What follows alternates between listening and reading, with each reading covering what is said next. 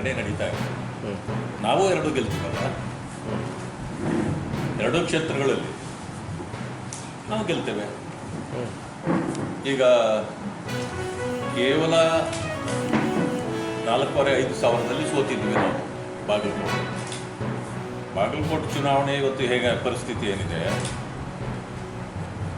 ಈ ಸರ್ಕಾರ ಬಂದ ಮೇಲೆ ನುಡಿದಂತೆ ನಡೆದಿಲ್ಲ. ಬೇಕಾದಷ್ಟು ತಪ್ಪುಗಳನ್ನು ಮಾಡಿದ್ದಾರೆ, ಸಿಕ್ಕಿಬಿದ್ದಿದ್ದಾರೆ. ಒಳ ಮೀಸಲಾತಿಯಲ್ಲಿ ಗೊಂದಲ ಸೃಷ್ಟಿ ಮಾಡಿ ಇವತ್ತು ದಲಿತ ನಾಯಕತ್ವವನ್ನು ಸಂಪೂರ್ಣವಾಗಿ ನಾಶ ಮಾಡಿದ್ದಾರೆ.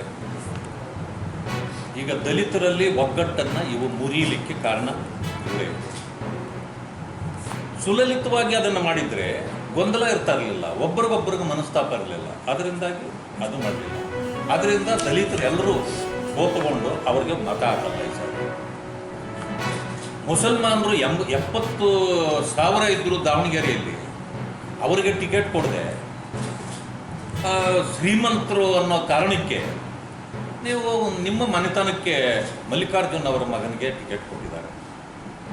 ಅದರಿಂದಾಗಿ ಮುಸಲ್ಮಾನರೆಲ್ಲರೂ ಕೂಡ ಇವತ್ತು BJP ವೋಟ್ ಹಾಕಬೇಕು ಅಂತ.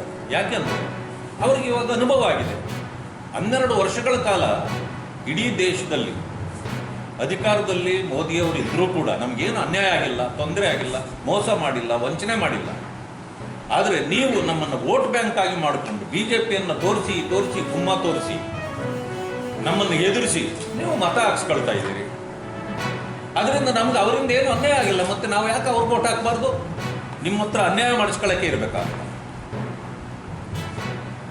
ಪಾಪ ಪೈಲ್ಮಾನ್ನೊಬ್ಬರಿಗೆ ಟಿಕೆಟ್ ಕೊಡಬೇಕಾಗಿತ್ತು.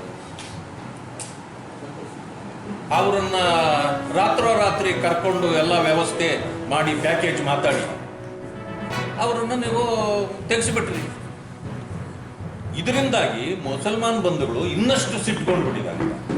ಗೋಷ್ಠಿಯಲ್ಲಿ ಕರ್ನಾಟಕ ಪ್ರಾಂತ ರೈತ ಸಂಘದ ಜಿಲ್ಲಾ ಉಪಾಧ್ಯಕ್ಷ ಆಗಿದ್ದ ಸಿದ್ದಪ್ಪ ಕಲ್ಸೆಟ್ಟಿ, ದೇವು ಬಿರಾದರ್ ಮತ್ತು ಸಾಯಿಬಣ್ಣ ಕೋರ್ಬಾ, ಚಂದಪ್ಪ ಪೂಜಾರಿ ಅವರು ಇವತ್ತಿನ ಪತ್ರಿಕಾಗೋಷ್ಠಿಯಲ್ಲಿ ಇದ್ದಾರೆ. ಸರ್, ಇವತ್ತು ಮುಖ್ಯವಾಗಿರ್ತಕ್ಕಂಥ ಪತ್ರಿಕಾಗೋಷ್ಠಿ ಕರ್ನಾಟಕ ಪ್ರಾಂತ ರೈತ ಸಂಘ ಮತ್ತು ಜಿಲ್ಲಾ ಸಮಿತಿ ನೇತೃತ್ವದಲ್ಲಿ ಪತ್ರಿಕಾಗೋಷ್ಠಿಯನ್ನು ನಡೆಸ್ತಾ ಇದ್ದೀವಿ.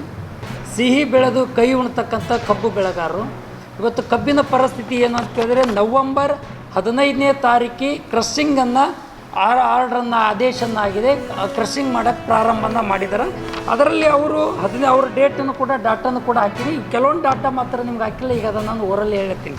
ಇವತ್ತು ಏನಾಗಿದೆ ಪರಿಸ್ಥಿತಿ ಅಂತ ಕೇಳಿದ್ರೆ, ಒಟ್ಟು ಕಲಬುರಗಿ ಜಿಲ್ಲೆಯಲ್ಲಿ 5 ಸಕ್ಕರೆ ಕಾರ್ಖಾನೆಗಳು, 4 ಸಕ್ಕರೆ ಕಾರ್ಖಾನೆಗಳು, ಒಂದು ಸಿದ್ಧಶ್ರೀ ಎಥನಾಲ್ ಪವರ್ ಕಂಪನಿ ಒಳಗೊಂಡಿರ್ತಕ್ಕ 37,94,066 ಮೆಟ್ರಿಕ್ ಟನ್ 235 ಕ್ವಿಂಟಲ್ ಕಬ್ಬನ್ನು ನುರಿಸಿದ್ದಾರೆ ಅವರು. ಅದರಲ್ಲಿ ಅವರು ಪೇಮೆಂಟನ್ನು ಯಾವುದೇ ಕಾರಣಕ್ಕೂ ಕೂಡ ಇವತ್ತು 11,08,46,89,000 ರೂಪಾಯಿ ಮಾತ್ರ ಇವತ್ತು ಪೇಮೆಂಟನ್ನು ಪೇ ಮಾಡಿದ್ದಾರೆ.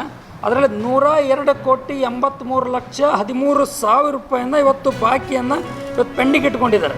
ಅದಕ್ಕೆ ಇವತ್ತು ಯಾವುದೇ ಕಾರಣಕ್ಕೂ ಕೂಡ ಬಾಕಿ ಪೆಂಡಿಂಗ್ ಇಟ್ಟಿರ್ತಕ್ಕಂಥದ್ದೇನಿದೆ ಇವತ್ತು ಈ ಕ್ಲಿಯರನ್ನು ಮಾಡೋದರಲ್ಲಿ ಸರ್ಕಾರ ಯಾವುದೇ ಕಾರಣಕ್ಕೂ ಅವ್ರ ಮೇಲೆ ಮಧ್ಯಪ್ರವೇಶನ ಮಾಡಲಿಲ್ಲ, ಯಾವುದೇ ಕ್ರಮವನ್ನು ಜರುಗಿಸಲಿಲ್ಲ.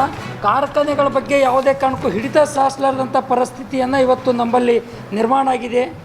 ಹಾಗಾಗಿರೋದ್ರಿಂದ ಇವತ್ತು 2 ಸಾರಿ ಸರ್ಕಾರದ ಪ್ರೋತ್ಸಾಹಧನ 50 ರೂಪಾಯಿಯನ್ನು ಬಿಡುಗಡೆ ಮಾಡ್ತೀನಿ ಅಂತಕ್ಕಂಥ ಮಾತನ್ನು ಹೇಳಿದ್ದು ಕೂಡ ಅದು ಹೋದ ಸಲ ಮೊನ್ನೆನೋ ಒಂದು ಟರ್ಮನ್ನು ಬಿಡುಗಡೆ ಮಾಡಿದೆ. ಈಗೇನೋ ದುಡ್ಡು ಬಿಡುಗಡೆ ಮಾಡಿವೆ ಅಂತಕ್ಕಂಥ ಮಾತನ್ನು ಹೇಳ್ತಾ ಇದ್ದಾರೆ.